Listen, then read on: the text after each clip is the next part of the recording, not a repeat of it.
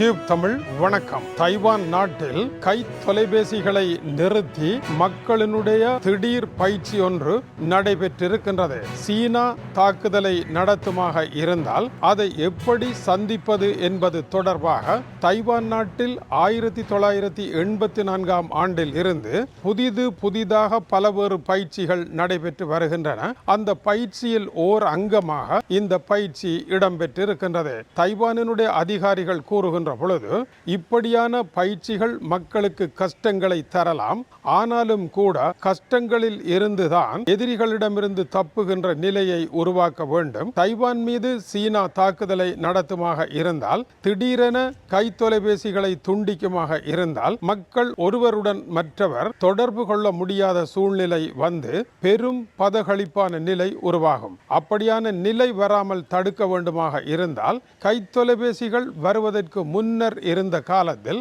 எப்படி வாழ்ந்தார்களோ அது போன்ற தொடர்பாடல்களை ஏற்படுத்தி கொள்வதற்கும், குண்டுவீச்சுக்கள் நடைபெறுகின்ற பொழுது எப்படி தப்பிக்கொள்வது என்பதையும் பயிற்சிகளாக தாங்கள் வழங்கியதாகவும், இந்த பயிற்சிகளினுடைய ஓர் அங்கமாக நாங்கள் சீனா எந்த வடிவத்தில் வந்தாலும் அந்த வடிவத்தை எதிர்கொள்வதற்கு தயாராக இருக்கின்றோம் என்பதை சீனாவிற்கு விளங்கப்படுத்துகின்ற ஒரு செயலாகவே இது இருந்ததாக தைவான் அதிகாரிகள் கூறுகின்றார்கள். இதுபோல சீனா மீது தைவான் தாக்குதலை நடத்துவதற்கு பலம் இல்லாவிட்டாலும் திடீரென இது போன்ற ஒரு செயலை செய்தால் என்ன செய்வதென்று அதற்கான பயிற்சிகளை சீனாவும் செய்து வருவது குறிப்பிடத்தக்கது.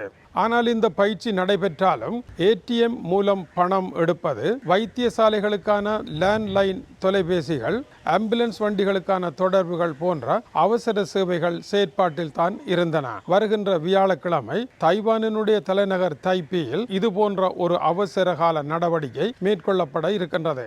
சீனா தைவான் மீது படையெடுக்கும் என்றும் எதிர்வரும் 2049 ஆண்டு சீனாவினுடைய கம்யூனிச புரட்சி ஏற்பட்ட 100வது ஆண்டில் தைவான் என்பது சீனாவிற்கே சொந்தமாக இருக்க வேண்டும் என்று சீனா கருதுகின்றது. இதற்காக எவ்வளவு விரைவாக தைவானை தன்னோடு கைப்பற்றி இணைக்க முடியுமோ அவ்வளவு விரைவாக கைப்பற்றுவதற்கு சீனா முயற்சி எடுக்கின்றது. ஆனால் தைவானை பொறுத்த வரையில் எங்களை கைப்பற்றுவதற்கு நீங்கள் யார் என்றே சீனாவை கேட்கின்றது. சீனாவில் இன்றைய கம்யூனிச புரட்சி நடைபெறுவதற்கு முன்னதாக ஆட்சியில் இருந்த சியாங்கை ஷேக் தலைமையிலான குழுவினரே தைவானுக்கு தப்பியோடி அங்கே தமக்கு ஒரு அரசை அமைத்துக் கொண்டார்கள் என்பதனால் நாம் தைவானில் ஆரம்ப காலத்தில் இருந்தே இருக்கின்றோம். சீனா என்றுமே தைவானுக்கு உரியவராக இருந்ததில்லை. ஆனால் சீனா என்கின்ற தேசத்தின் ஓர் அங்கமாக தைவான் இருந்தது என்பதற்காக நாம் தைவானை சீனாவுடன் இணைக்க வேண்டிய தேவையில்லை என்று தைவான் கூறுகின்றது.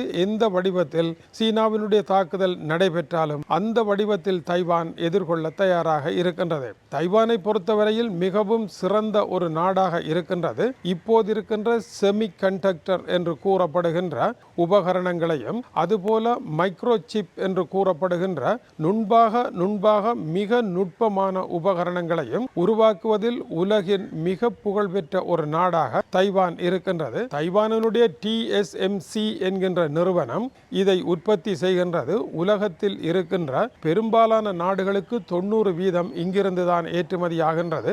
இவர்களினுடைய அந்த நுட்பத்தை மற்றவர்களினால் கண்டுபிடிக்கவும் அந்த பதத்தை எட்டி தொடவும் முடியவில்லை. இதனால் அமெரிக்காவில் இருக்கின்ற இன்றைய சிலிக்கன் வேலையில் இருக்கின்ற AI தொழில்நுட்ப நிறுவனங்கள் எல்லாம் 100% தைவானையே நம்பி இருக்கின்றன. இன்று நாங்கள் பாவிக்கின்ற கை தொலைபேசிகளினுடைய மைக்ரோ சிப்கள் தைவானை நம்பியே இருக்கின்றன. ஏவுகணைகள் ஆகட்டும், விமானங்கள் ஆகட்டும், விமான நிலையங்களாகட்டும், சாதாரண குளிர்சாதன பெட்டி வரை இந்த மைக்ரோ சிப்களை பயன்படுத்தப்படுகின்றன. இவை தொழில்நுட்ப உலகின் இதயம் என்று இன்று போற்றப்படுகின்றது. இந்த இதயத்தை உற்பத்தி செய்கின்ற நாடுதான் தைவானாக இருக்கின்ற காரணத்தினால் சீனா போரை தொடுக்குமாக இருந்தால் பெரும் பொருளாதார பிரச்சனை உலகளாவிய ரீதியில் ஏற்படும் என்பது குறிப்பிடத்தக்கது.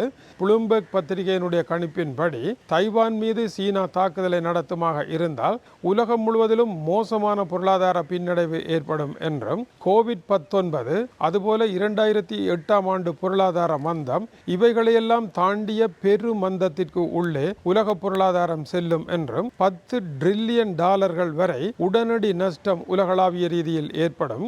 உலக நாடுகள் ஒவ்வொன்றும் தங்களுடைய மொத்த தேசிய உற்பத்தியில் 10% குறைவாகவே உற்பத்தி செய்யக்கூடிய அபாயகரமான பயங்கரமான ஒரு நிலை ஏற்படும். இந்த போர்தான் இரண்டாவது உலக மகா யுத்தத்தின் பின்னர் படுமோசமான ஒரு போராக அமையும் என்றும் நிபுணர்கள் கூறுகின்றார்கள். இந்த போரை வரவிடாமல் தடுப்பது மிக மிக முக்கியம் என்று அனைவரும் கருதுகின்றார்கள். ஆனால் தைவானை எப்படி கைப்பற்றுவது? சீனாவிற்கு பதிலடி கொடுப்பதற்கு தைவான் தயாராகி வருகின்றது. அதேவேளை சீனாவை பொறுத்தவரையில் கடந்த 50 ஆண்டுகளுக்கு மேலாக தனியான போரொன்றில் ஈடுபடாத காரணத்தினால் தைவான் மீதான தாக்குதலில் எப்படி வெற்றி பெற முடியும் என்பதற்கு சீனாவினுடைய வெற்றிகள் பரீட்சாத்தமாக எதுவும் இல்லாத காரணத்தினால் சீனா எப்படி சந்திக்கப் போகின்றது என்பது ஒரு கேள்வியாகவே இருக்கின்றது.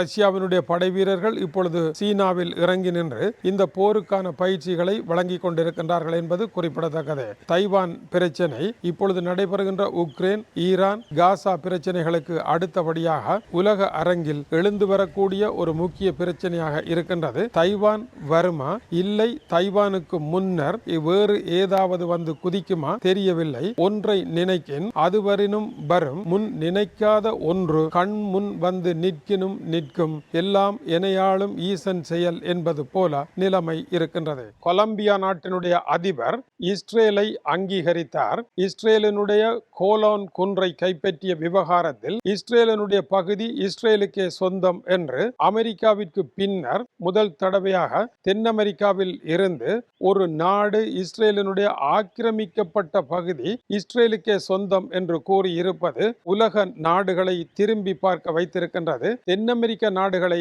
மேலும் ஒரு சுற்று இங்கு என்னதான் நடக்கின்றது என்று ஆச்சரியத்துடன் பார்ப்பதற்கும் வைத்திருக்கின்றது. தென் அமெரிக்காவினுடைய புதிய அதிபராக அபெலார்டோ டி லா எஸ்பெரியல்லா புதிதாக வந்திருக்கின்றார். இவர் அமெரிக்க அதிபர் டொனால்ட் ட்ரம்பினுடைய அடிவரடியாக இருக்கின்றார். இவர் அமெரிக்கா, கொலம்பியா ஆகிய 2 நாடுகளுக்குமான குடியுரிமையை வைத்திருக்கின்றார். அமெரிக்காவையும் இஸ்ரேலையும் தழுவி சென்றால் கொலம்பியாவினுடைய வறுமையை நீக்கி கொலம்பியாவில் ஒரு புதிய மாற்றத்தை ஏற்படுத்தலாம் என்று இவர் கருதுகின்றார். இவர் ஒரு சட்ட நிபுணர். அது மாத்திரமல்லாமல் சிறந்த தொழில் அதிபர், கொலம்பியாவில் வெற்றி பெற்ற அதிபர், ஒரு அதுபோல இசையமைப்பாளர், நாவல் எழுத்தாளர் என்று சமூகத்தின் பல படிமானங்களிலும் தன்னை நிலைநிறுத்தி கொண்ட இவர் இப்பொழுது இந்த இடத்திற்கு வந்திருப்பது தென் அமெரிக்க பிராந்தியத்தில் அமெரிக்காவின் கைகளில் விழுந்து கொண்டிருக்கின்ற நாடுகளின் வரிசையில் கொலம்பியாவும் விழுந்திருக்கின்றது.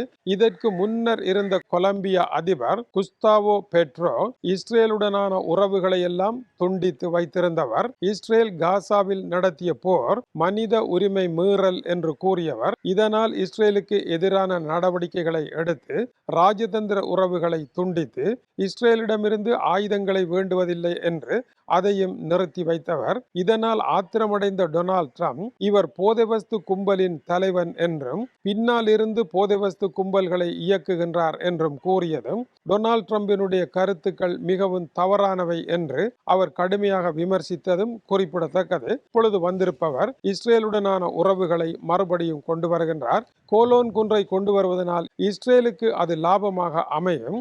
கோலோன் குன்றுகளில் இருந்து புறப்படுகின்ற நதிகளில் இருந்து இஸ்ரேல் என்ற நாட்டினுடைய 30% நீர் தேவை பூர்த்தி செய்யப்படுகின்றது. அது மாத்திரம் அல்லாமல் அந்த குன்றிலிருந்து சிரியாவினுடைய தென்புலம், லெபனான் போன்ற இடங்களை இஸ்ரேல் அவதானிக்க வழி பிறக்கின்றது. ஆனால் இது இஸ்ரேலுக்கு சொந்தமான இடம் அல்ல, சிரியாவிற்கு சொந்தமானது. 1000 மீட்டர் உயரமான இந்த உயர்ந்த நிலப்பகுதி ஆகும். 1967 ஆண்டு இஸ்ரேல் இதை 6 நாள் யுத்தத்தில் பிடித்து 81 தனக்கே சொந்தம் என்று கூறிக்கொண்டது. இதை அமெரிக்க அதிபர் டொனால்ட் ட்ரம்ப் தான் ஆதரித்திருந்தார். இப்பொழுது கொலம்பியாவும் ஆதரித்து அடுத்த கட்டமாக மேலும் ஒரு ஆபத்தான இடத்திற்கு சென்றிருக்கின்றார்கள்.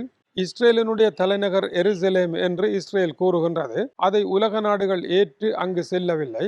அமெரிக்க அதிபர் டொனால்ட் ட்ரம்ப் தான் அமெரிக்காவினுடைய இஸ்ரேலுக்கான தூதராலயத்தை எருசலேமில் அமைத்திருக்கின்றார். இப்பொழுது கொலம்பியாவும் அந்த இடத்தில் அமைக்க இருப்பதாக அறிவித்திருக்கின்றது. இது ஒரு முக்கியமான மாற்றமாகும். அதுபோல தென் அமெரிக்காவில் சோசலிச நாடுகளாகிய கியூபா, நிக்கராகுவா மற்றும் வெனிசுலா போன்ற நாடுகளுடன் உறவை குறைத்து தனியாக பிரிவதற்கும் இவர் யோசித்து வருகின்றார்.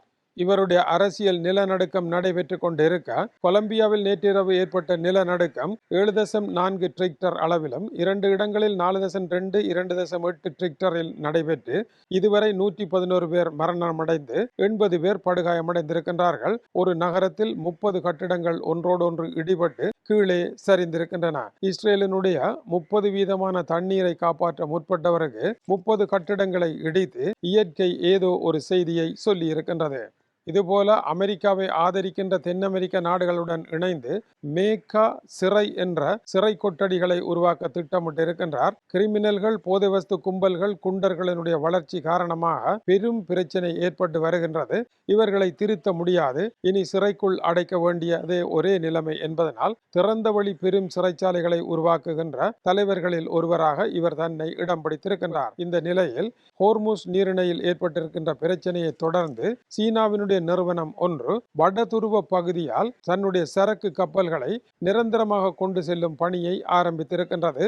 சி லெஜெண்ட் என்கின்ற இந்த கப்பல் பிரிட்டனில் இருக்கின்ற பெலிக்ஸ்டோ துறைமுகத்தின் ஊடாக பொருட்களை ஏற்றி கொண்டு வடதுருவம் சென்று அங்கிருந்து சீனா செல்லும். 40 தினங்கள் செல்லும். சீனாவிற்கு செல்வதற்கு இப்போதைய சுயஸ் கால்வாய் வழியால் சென்று செங்கடலால் அல்லது ஹோர்முஸ் நீரிணையால் வெளியேற இந்த பாதைக்குள் சீனா செல்லுமாக இருந்தால் 20 தினங்களில் சீனா சென்றடைந்து விடலாம். இப்பொழுது வடதுருவ பனி உருகி இருக்கின்ற காரணத்தினால் இலகுவாக இந்த பயணத்தை மேற்கொள்ளலாம் என்று இந்த நிறுவனம் பயணத்தை ஆரம்பித்திருக்கின்றது. பைனான்சியல் டைம்ஸ் கருத்துரைக்கின்ற பொழுது வடதுருவ பனி 2050 முற்றாக உருகி சாதாரண கடலாக மாறிவிடும் என்று கூறினாலும் இப்பொழுது புவி வெப்பமடைகின்ற போக்கு இது மிக முன்னதாகவே பனிப்பாளங்கள் குறைந்த சாதாரண கடலாக மாறுவதனால் ரஷ்யாவிற்கு ஆதாயமாகவும் மிக புதிய கடல் வழியினுடைய உருவாக்கமாகவும் இது அமைந்துவிடும் என்றும் கூறப்படுகின்றது. இந்த வழியால் டென்மார்க்கினுடைய மேஸ்க் நிறுவனத்தினுடைய வென்ட்ரா மேஸ்க் என்கின்ற கப்பலே முதல் தடவையாக சென்றது குறிப்பிடத்தக்கது. பின்னர் பனிப்போர் காரணமாகவும் ரஷ்ய பிரச்சனையாலும் அந்த பாதையை கைவிட்டது. இப்பொழுது சீனா இந்த பாதையை ஆரம்பித்திருக்கின்றது. ஆனால் இதில் செல்பவர்கள் போலார் கோட் விதி என்ற விதியை கடைபிடிக்க வேண்டும். போலார் கோட் விதி என்றால் கடுமையான பனிப்பாளங்கள் இருக்கின்ற இடத்தால் செல்கின்ற கப்பல்களினுடைய தகட்டினுடைய அளவு என்ன என்பதை கணக்கீடு செய்தல் வேண்டும். இடைநிலை பனி, குறைந்த தண்ணீர் உள்ள குளிர் பகுதி ஆகிய இடங்களினூடாக கப்பல்கள் செல்லுகின்ற பொழுது இயற்கை அனர்த்தத்தில் இருந்து தப்பி செல்வதற்கு உரிய தகுதி உடையதா என்பதற்கான அறிக்கைகளை பெற வேண்டும். அது இல்லாமல் இந்த பகுதியால் செல்ல முடியாது என்பது குறிப்பிடத்தக்கது. அதுபோல கழிவுநீர் அகற்றல், ஆயில் கசிந்தால் வடதுருவம் பழுதாகிவிடும், இதை தடுத்தல் என்று ஏகப்பட்ட விதிகள் இருக்கின்றது. சீனாவினுடைய இந்த கப்பலும் இந்த விதிகளுக்கு அமையவே இங்கிருந்து பயணம் செய்யலாம். இது டியூப் தமிழினுடைய உலக செய்திகளுக்காக இலங்கை வடபுலம் யாழ்ப்பாணத்திலிருந்து கீசே துறை. வணக்கம் உறவுகளே.